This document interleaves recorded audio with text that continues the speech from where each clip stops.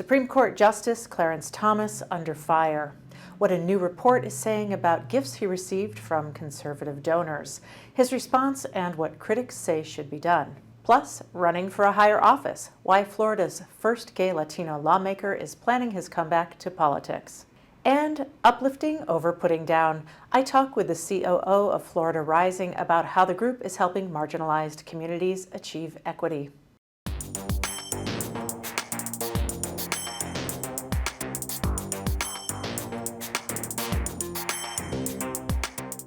Welcome to Advocate Today. I'm Tracy E. Gilchrist. Supreme Court Justice Clarence Thomas is responding to a ProPublica report that he accepted luxury trips from a Republican donor. ProPublica reports that Thomas and his wife Ginny went on trips to Indonesia, New Zealand, California, Texas, and Georgia with Harlan Crow.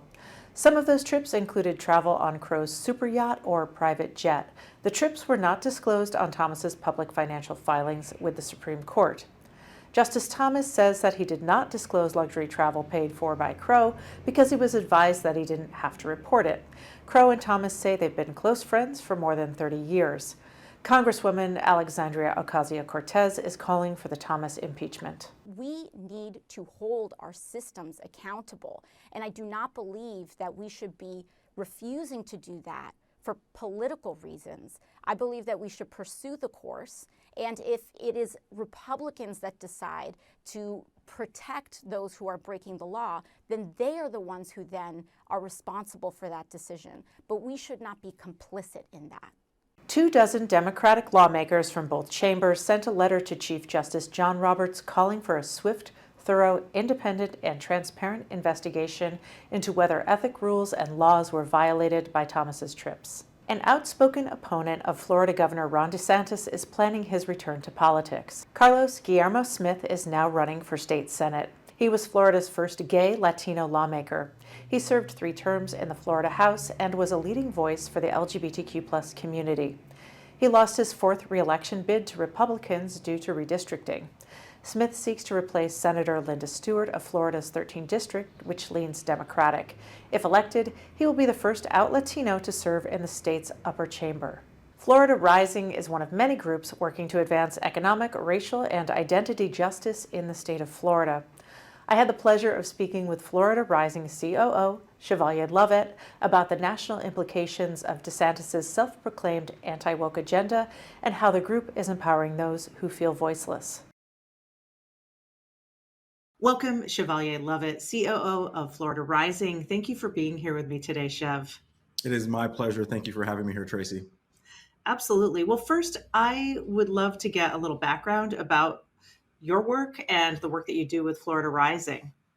Absolutely. So Florida Rising is the largest political organization of its kind in the state of Florida. And it actually came from a merger of 2 legacy organizations that did similar work, Organized Florida and New Florida Majority. And what we did was we came together in 2020 and created this entity called Florida Rising in 2021. The purpose of the organization, it's an independent political organization that helps folks fight to be the political power within their communities, particularly though those of marginalized communities. So we build a lot of liberation in Black, brown, low income, LGBTQIA plus, immigrant, and women and femme communities. Florida is a battleground right now for all kinds of people. The attacks by Governor Ron DeSantis on critical race theory and the Black community are craven, as is his baby Don't Say Gay law and all of the attacks on the trans community as well. Would you talk about what the mood is there in Florida for some of these communities? Yeah, that is, as the world is watching right now, Florida is literally on the world stage for what is happening in our state, where we were once a state that was really helping to move somewhat the progressive ecosystem. And now we turned into a state where hate wants to come to thrive. And that's not something that we're going to tolerate here in our state. As you said, and as you alluded to, there are some things that have happened within our state and our ecosystem. Right now, the mood, though, is pretty intense, but in a good way. Governor DeSantis said something around Florida is where woke comes to die, but there's within our communities, we're actually saying Florida is where freedom comes to thrive, and we have seen that throughout the state in many areas. One of the things that DeSantis is hoping to do is to expand Don't Say Gay. And Florida Rising has responded with Wake Up Wednesdays. Would you talk about Wake Up Wednesdays, please? I would love to talk about Wake Up Wednesday. So we just had this conversation, this notion of wokeness and what it actually means, and it's not necessarily a bad term. And in our organization, we again are a member-led organization, which means that we focus on the issues of our members. Our members again come from Black and Brown, low-income, queer communities, immigrant communities, and communities that are led by women and femmes. And as Governor DeSantis won the gubernatorial race and said in his speech, Florida is where woke comes to die, we knew that that was actually a lie. It's misinformation. There are many areas within our state where there is a thriving of liberation and freedom. So our organization decided we want to reclaim what it means to be woke. And if it means that you see people for their humanity, that's wokeness.